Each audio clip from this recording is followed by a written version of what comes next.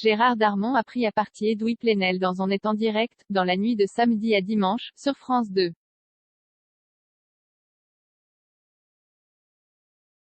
Vous savez tout et rien d'autre, a lancé l'acteur au journaliste et cofondateur de Mediapart, le qualifiant de Tartuffe, et de père fouettard de la politique, et des rapports humains.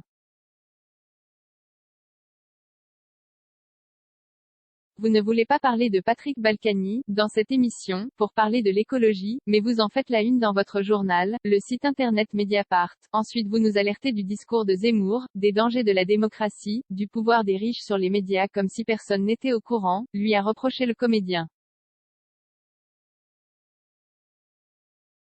Après que Gérard Darmon lui a coupé plusieurs fois la parole lorsqu'il a souhaité lui répondre, Edoui Plenel a répondu que ses propos étaient « une caricature, un préjugé ».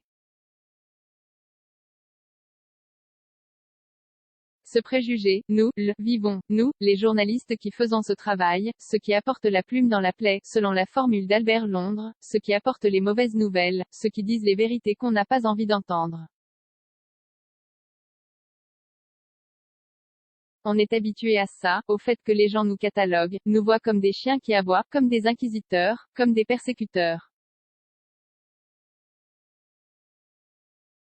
Cette attaque personnelle visait en réalité le journalisme, citez-moi une information publiée par Mediapart, qui n'ait pas été d'intérêt public, qui n'ait pas, que l'on soit de droite ou de gauche, été utile au débat public, qui n'ait pas été vrai, qui n'ait pas permis de réfléchir, de se poser de nouvelles questions, a poursuivi le journaliste, citant les affaires Cahuzac, qui a conduit à la création du parquet financier et à celle de la Haute Autorité pour la transparence de la vie publique, et des vacances à Ibiza de Jean-Michel Blanquer.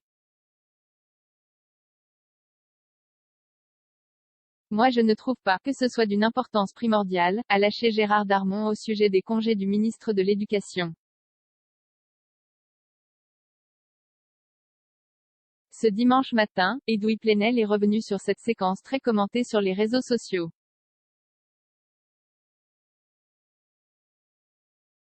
Cette attaque personnelle visait en réalité le journalisme, du moins celui qui enquête, cherche et révèle au service de l'intérêt public, a-t-il tweeté, inquiet de l'avènement d'un monde où les informations sont étouffées sous les opinions.